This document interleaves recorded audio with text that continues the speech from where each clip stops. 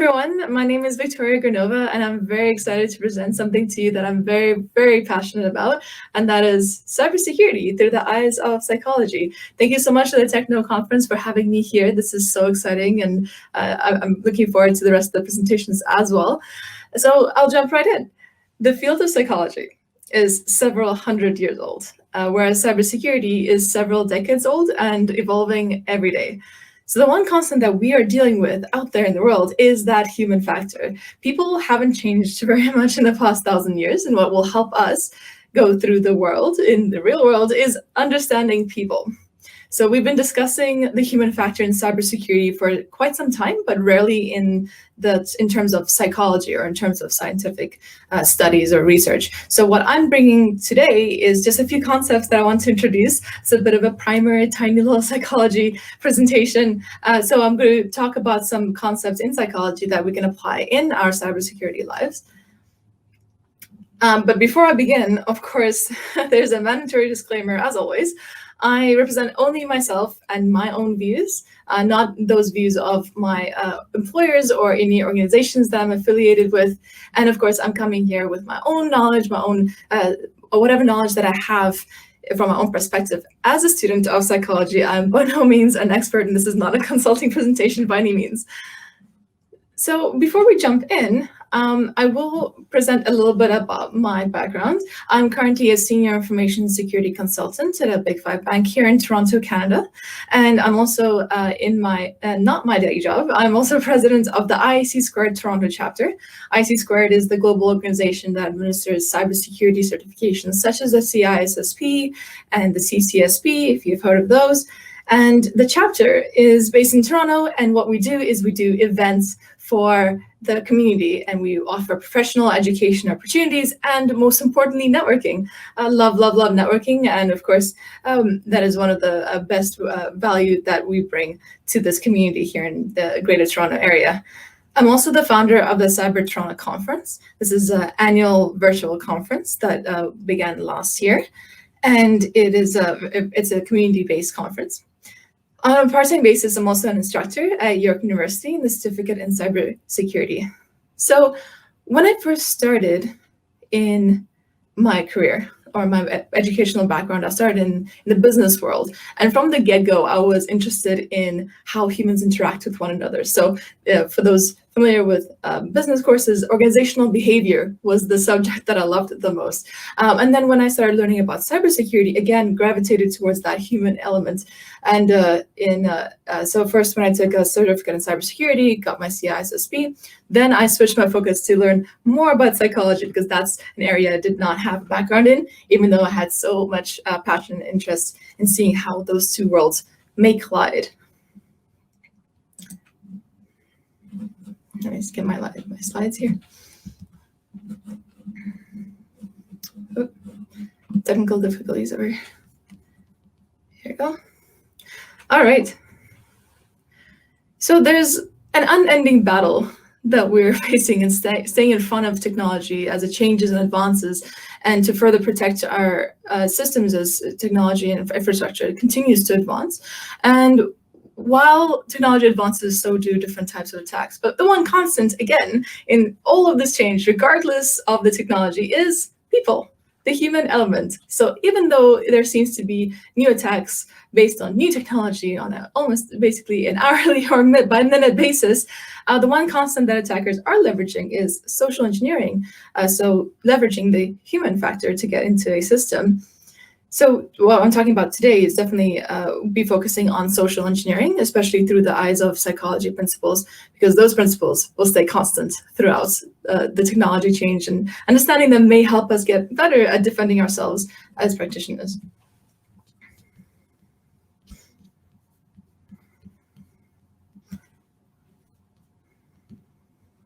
So what is social engineering? It is the art of human hacking. And this is where I'm actually quoting a title of a book by Christopher Hannigy. So human hacking, so leveraging human weaknesses to get in what the attacker wants, be it personal information or access to a corporate system. According to 2020 Verizon Data Breach Investigations report, phishing remains the top threat actor in breaches, and financially motivated phishing and social engineering continues to increase year over year. So it's a massive problem, as we can see. In addition, in the 2019 report, it was found that the social element continues to be the top action in the beginning and the middle of incidents. So this shows that this is a significant factor in getting in and staying in the system in an incident situation. So definitely a massive problem that we're facing in cybersecurity. And what I found is, as I was looking into this topic more deeply, I found that it was largely unresearched at this moment in time, at least in the academic field or in the field of academia. Lots of opportunities here to dive deeper into the specific topics and finding specific research to understand the best practices that we have in cybersecurity, including the field of security awareness training.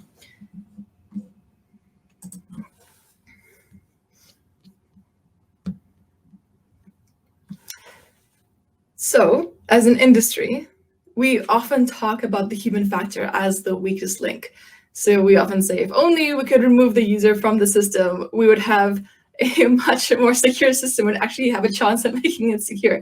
But the one thing I wanted to point out before we go any further is that when we're talking about that human factor, we really are talking about ourselves. And it's really time to dispel the negativity and blame that surrounds the human factor and human weakness, and we seek to understand it instead and understand ourselves. And this could help us build more effective systems and training.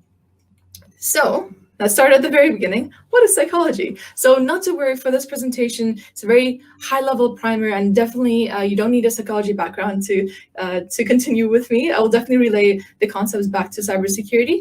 So the focus today, I'm really focusing on the behavior part of this definition. So psychology being the scientific study of the mind, brain, of behavior, but behavior is something very, very interesting. So why we do what we do. What I'm not going to be focusing on today is why attackers attack, because potatoes are good at potatoes, and that's not irrelevant to this particular presentation, at least. I'm focusing today on us as defenders and why do we do what we do when we're trying to defend ourselves. So as you can imagine, the field of psychology, being as old as it is, and is extremely, extremely broad. There's so many areas of study, and I just listed a few of these just for demonstration purposes. It's definitely not an exhaustive list, but what I'm going to leverage today is some principles from cognitive psychology. So cognitive psychology is that study of information processing and behavior. So when I first started studying in the certificate of psychology at Ryerson University, I was first and foremost interested in how we process information and how it influences the way that we may react. So if you think about the way that you react to someone throwing a ball at your head, that's a very different way of reacting to when compared to you sitting down and trying to solve a very complex math problem. So those differences were very, very interesting to me. And neatly enough, very coincidentally, there's a great theory, and one of my favorite theories is the dual systems theory. It says that there's two systems of information processing. So the first one is system one. Self-explanatory. So system one, this is system two. But system one is instinct, basically. It's a quick and low effort way of processing information. So for example, you see a snake, you run. But then on the other hand, the system two, which is slower, it's very deliberate, it's higher effort. And it's like playing chess. So when you sit down, you play through the various options in your head first. You consider your options and the consequences of those options before you take a particular action. So bringing it back to cybersecurity for just one moment, attackers really want us to be reactionary to engage system one. So to see their prompt and react. So click that phishing link or give out your password or say now your access will be suspended forever, or some other kind of threat that you may see in a phishing email or even hear in a voice phishing call, so a phishing call. So what we want to be doing when we encounter social engineering attacks is you want to be engaging system 2.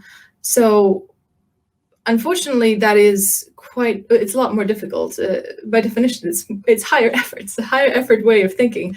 And actually, it's thought to have evolved later in humans than system 1. And that's where those more complex processing it takes place. So for example, abstract thinking, it's believed to be a sequential type of thinking and uses a lot of working memory. So, or rather uses working memory.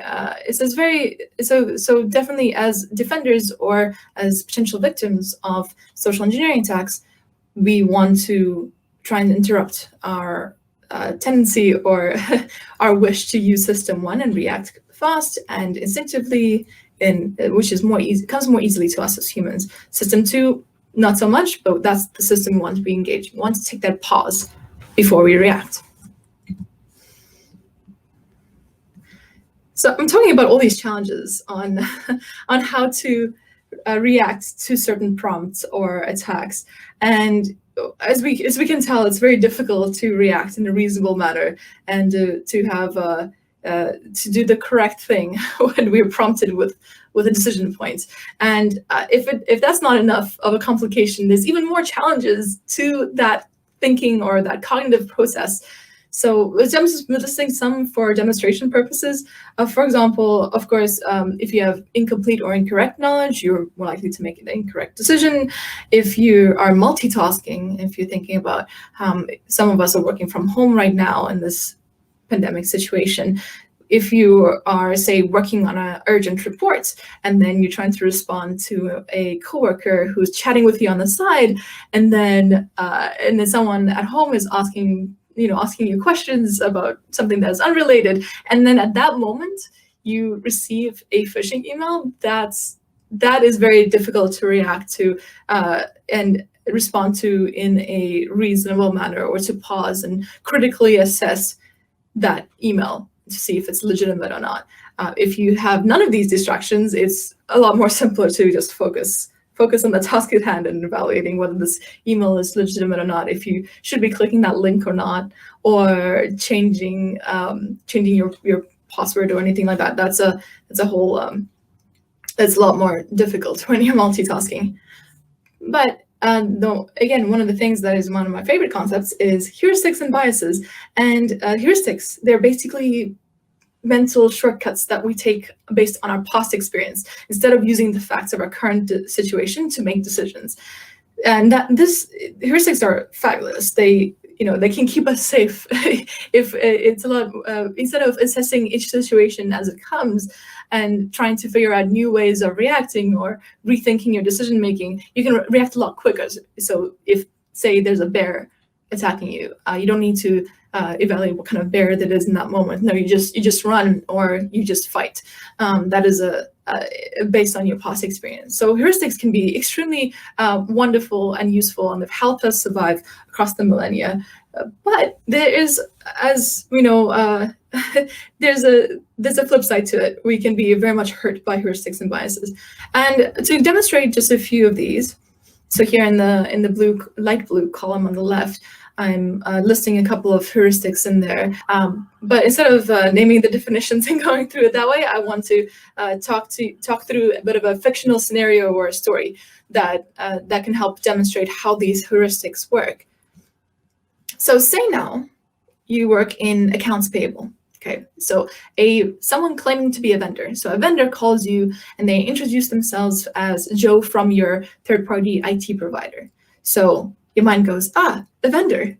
I will now treat this person as I would treat any other vendor or any other person in the vendor category. I'm going to treat them as a trusted party, and this is where this categorization is the representativeness heuristic. So we go through the story and we say, okay, so Joe starts talking to you on the phone, talking to you about the current lockdown situation, imagining we're all in Ontario in Canada, where there's a stay-at-home order as well on top of that.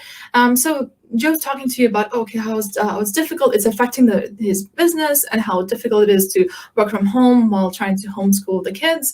Lockdown and COVID, these pieces of information are very much top of mind for us here in Canada and across the world, for sure. And so we believe, so in this scenario, you are believing this statement. You're believing that he's coming from a genuine place because he's mentioning things that are top of mind for you. So the availability heuristic actually gives more weight to the pieces of information that are more top of mind. They've been in the news and you've been exposed to that piece of information, and it sounds more legitimate or more trustworthy. So Joe keeps talking. He's very friendly. He's openly sharing his daily struggles and concerns, and you're sympathizing with each other about the difficult situation that you both are facing here. So at this moment, before continuing this conversation, as an employee, you should be asking yourself, do I trust this person? Do I trust Joe? But that's a very, very difficult question to answer because it requires a lot of different components and considerations you should be thinking through. And that requires a lot of system 2 processing. And what instead the mind does, it swaps that do I trust question for something that is a lot more easy to answer. So the question of, do I like this person? So you're swapping out, do I trust him for, do I like him? And that's an easy question to answer because, Joe's being extremely friendly. You've been sympathizing with each other. And why, yes, you do like this person. And therefore, you're also answering the question of, do I trust this person the same way? So, and that's a very dangerous situation that it puts you in. So Joe continues, and he shares with you that with the current chaos, he'd completely forgotten to ask his team to update their payment information with your company. So that payment information happens to be important because otherwise they'll miss the next payment, and then it's going to cause a lot of chaos, basically. So in this statement, there are 2 pieces of information. So one, the lockdown chaos has caused him to forget an important step, and he's now in distress. The second portion of that statement is that he needs to update the payment information with you so that the company's payment goes through to him. So here's where confirmation bias kicks in. Your mind will go and ignore the piece of information that is less plausible and will give more weight to the piece of information that is more plausible. So essentially, because you believe part of that sentiment, you end up believing the entire, or at least you're giving legitimacy to this entirety of his statement, just because one piece of it appears to be plausible and legitimate. So normally, in your company's process, you'd need to get manager sign-off to do this over the phone, or there's additional controls that kick into place.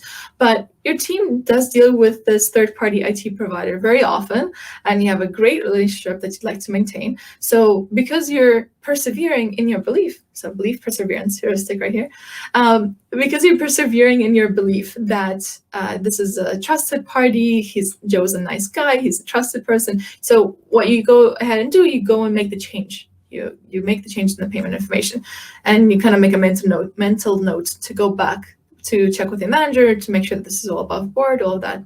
So Joe says, thank you so very much, and he hangs up. And as the days go on, that mental note that you made kind of disappears off your mind, off your radar, and several days later, a sizable invoice amount is deposited into a wrong account. So the caller Joe was, in fact, an attacker, and funds have been rerouted to that attacker's account. So this seems like a bit of a bleak scenario, and we might be thinking about how, if there's any possibility at all to eliminate or permanently eliminate these heuristics and biases so that we're not subject to them.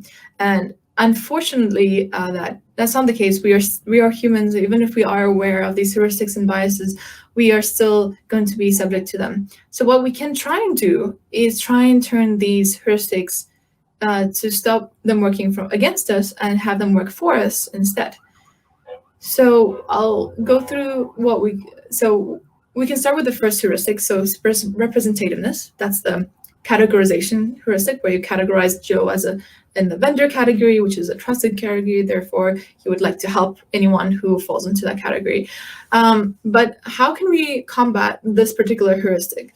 So the answer is we ensure, and this is a proposed answer, is that we ensure that all the trusted categories have specific procedures that are attached to those categories, and they're required to be followed every single time that there's an interaction with this vendor. So basically build policies and procedures that for trusted parties, which would force you and your teammates to question, to ask predetermined questions every time that that a person who claims to be in that category calls or emails. So for example, in this particular case, instead of thinking, Joe equals vendor equals trusted party, therefore do whatever you can to help them out, then you would associate Joe or anyone in the vendor category with question list number XYZ. And those predetermined questions will also help with the rest of the heuristics mentioned here.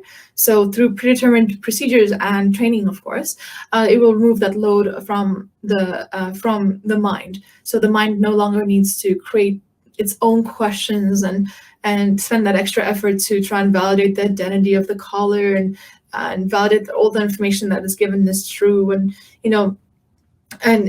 spend that extra effort to look out and question unusual requests of information that could be folded into that procedure. So there's some hope, basically, and I'm almost done with this. Essentially, it really comes down to having mindful policies, procedures, and training. Just being aware and to pause before we act, and to force that system to thinking to be engaged. So this goes for ourselves, it goes for our users, it goes for our external parties as well, because we'd like our external parties to also know about our procedures and follow them, and not be surprised if we're asking validating questions. And the very, very last thought that I want to leave you with today is the problem with being aware of psychology principles, like heuristics and biases and so forth, is that we learn about them and then we think, oh, that doesn't, of course, these heuristics and biases are applied to, silly humans. Humans all fall for these things, but those biases don't apply to me because I know better.